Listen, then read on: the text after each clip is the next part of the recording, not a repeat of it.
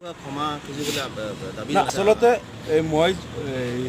মই নাভাবোঁ যে মই যদি ইচ্ছাকৃতভাৱে আহোম জনগোষ্ঠী বা বড়ো জনগোষ্ঠীৰ যিকেইটা জনগোষ্ঠীৰ কথা মই কৈছিলোঁ, যদি তেওঁলোকক মই ইচ্ছাকৃতভাৱে তেওঁলোকক আঘাত দিলোঁ হয় বা তেওঁলোক অসমৰ খিলঞ্জীয়া নহয় বা বিদেশী হয় বুলি ক'লোঁ হয়, তেতিয়া মই ক্ষমা খুজিলোঁ হয়। আচলতে তেওঁলোকক মই স্বীকৃতিহে দিছিলোঁ যে তেওঁলোক খিলঞ্জীয়া ভূমিপুত্ৰ, কিন্তু তেওঁলোকক এইটো বিজেপি আজি ক'ব পাৰিব নেকি যে তেওঁলোক বিদেশী, যিহেতু তেওঁলোক এই অবিভক্ত ভাৰতৰ অংগৰাজ্যৰ পৰা নাছিল। সেইটো কৈ তেওঁলোক যে খিলঞ্জীয়া সেইটো মই আৰু জোৰকৈহে বুজাইছিলোঁ। গতিকে মই ভাবোঁ যে মই এনে কোনো ভুল কৰা নাই বা তেওঁলোকক আঘাত দিয়াও নাই বা দিয়াটো মোৰ উদ্দেশ্য নহয়। এই কথাটো যাতে কোনেও ভুল বুজাবুজি নাথাকে এইটো মই কৰিছোঁ। সম্পূৰ্ণ ইচ্ছাকৃতভাৱে বিকৃত কৰা হৈছে। বিকৃত কৰি আজি আহোম জনগোষ্ঠী বা অন্য কিছু জনগোষ্ঠীৰ তেওঁলোকক উচতাই তোলা হৈছে, যাতে এইটো লৈ তেওঁলোকে এটা নিকৃষ্ট ৰাজনীতি কৰিব পাৰে, ৰাজনৈতিক মুনাফা অৰ্জন কৰিব পাৰে। গতিকে মই আজি এই কথাটো স্পষ্ট কৰি দিব বিচাৰিছোঁ যে মোৰ বক্তব্যত কোনো জনগোষ্ঠীক বা আহোমসকল বিদেশী বা খিলঞ্জীয়া নহয় বুলি মই কোৱাও নাই। তেওঁলোকৰ প্ৰতি মোৰো সদিচ্ছা আছে আৰু তেওঁলোক অসম গঢ়াৰ ক্ষেত্ৰত বৰ অসম গঢ়াৰ ক্ষেত্ৰত চুকাফা স্বৰ্গদেউ চুকাফাৰ পৰা আৰম্ভ কৰি 600 বছৰীয়া ৰাজত্বকালত তেওঁলোকে যিমান যি কৰিছে সেই ঐতিহ্য আমি অসমৰ কাৰণে আমি গৌৰৱবোধ কৰোঁ। গতিকে এই কথাটো বিকৃত কৰা হৈছে। আমি কেতিয়াও তেওঁলোকক বিদেশী বুলি কোৱা নাই। মোৰ ভিডিঅ' ক্লিপিংটো মই সমগ্ৰ অসমবাসীক অনুৰোধ কৰিছোঁ যে মই ফেচবুক লাইভ কৰিছিলোঁ মোৰ ভিডিঅ'টো, আপোনালোকে গোটেইখিনি চাব। মই এইটো উদাহৰণ দি কৈছিলোঁ যে তেওঁলোকক কোনেও বিদেশী বুলি ক'ব নোৱাৰে। ঠিক সেইদৰে বড়োসকল আজি বড়োলেণ্ড স্বাধীন হৈ গ'লেও বাকীসকলক কোনেও খিলঞ্জীয়া নহয় বুলি ক'ব নোৱাৰে। সেই উদাহৰণ দি মই কৈছিলোঁ। গতিকে মোৰ বক্তব্য বিকৃত কৰাৰ কামটোক মই গৰিহণা দিছোঁ আৰু যাতে মোৰ বক্তব্যক লৈ যাতে কোনো ভুল বুজাবুজি নহয় বা কোনেও যাতে এই বিষয়টো লৈ দুখিত হ'ব লগা নহয়, মই সকলোকে অনুৰোধ জনাইছোঁ মোৰ ভিডিঅ'টো ভালকৈ চাবলৈ। আচলতে মোৰ বক্তব্য যিটো আছিলে এইটো বিকৃত কৰা হৈছে আৰু বিজেপি দলে মোৰ বক্তব্যটো বিকৃত কৰি তেওঁলোকে নিকৃষ্ট ৰাজনীতি কৰি আছে।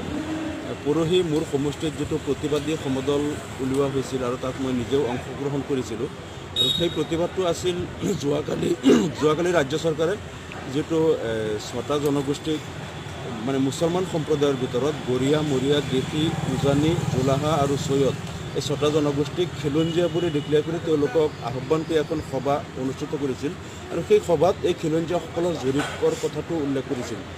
এতিয়া আমাৰ প্ৰশ্নটো হ'ল যে এই মুছলমানসকলৰ ভিতৰত আৰু 1206 খ্ৰীষ্টাব্দৰ পৰা থকা কামৰূপীয়া মুছলমান, তাৰপিছত বৰাক উপত্যকাৰ খিলঞ্জীয়া ভূমিপুত্ৰ হ'ল কাছাৰী মুছলমান, এনেধৰণৰ আৰু কেইটামান জনগোষ্ঠী অসমত মুছলমানৰ আছে যিসকল হয়তো কেইবা শ বছৰ পূৰ্বৰ পৰা অসমত আছে। তেওঁলোকক কিয় আমন্ত্ৰণ কৰা নহ'ল?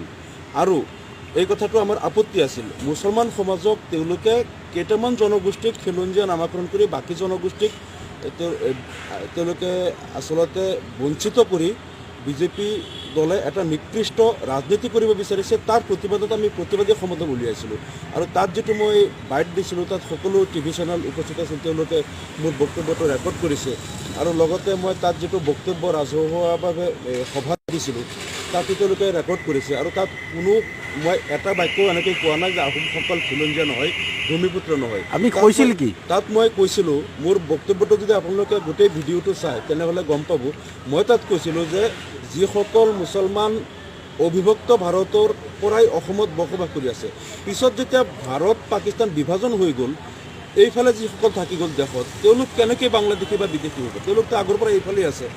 আৰু ঠিক সেইদৰে মই এইটোও কৈছিলোঁ যে বড়ো জনগোষ্ঠী অসমৰ তেওঁলোক ভূমিপুত্ৰ খিলঞ্জীয়া, কোনো সন্দেহ নাই। আজি যদি বড়োলেণ্ড ছেপাৰেট হৈ যায় বা স্বাধীন ৰাষ্ট্ৰও হৈ যায়, যিসকল কাৰ্বি আংলং জিলাত যিসকল বড়ো লোক বসবাস কৰি আছে, যদি বড়োলেণ্ড ছেপাৰেট হৈ যায় এই লোকসকল খিলঞ্জীয়া নহ'ব নেকি? তেওঁলোক খিলঞ্জীয়াই হ'ব। যদি তেওঁলোক বড়োলেণ্ডত নপৰে, অসমতেই পৰি গ'ল। গতিকে কোনো এখন দেশ বা ৰাজ্য বিভাজন হৈ গ'লেই সেই তাৰ যিসকল আগৰ পৰা থকা ভূমিপুত্ৰ তেওঁলোক কেতিয়াও হেৰি হ'ব নোৱাৰে, তেওঁলোক বিদেশী হ'ব নোৱাৰে। বড়োলেণ্ড ছেপাৰেট হৈ গ'ল কাৰণে যিখিনি অসমত থাকি যাব সেই বড়োসকল ভূমিপুত্ৰই থাকিব।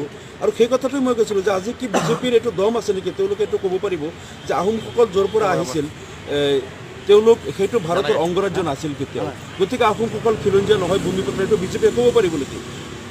এইটো উত্তৰ বিচাৰিছিলোঁ মই ৰাজহুৱা সভাত, যে বিজেপিয়ে সেইটো উত্তৰ দিয়ক।